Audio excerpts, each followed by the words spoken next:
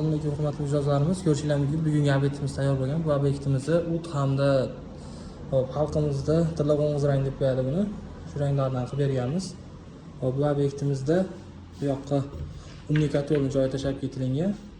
Bu yoqlarda polkalari bor, hammasida bir qatordan polkasi bor. Bu yoqda mo'ykasini to'g'ri ochib berib ketganmiz. Bu yerda kir mashina, gazini ochib berganmiz. Polkasiga tayyor joy.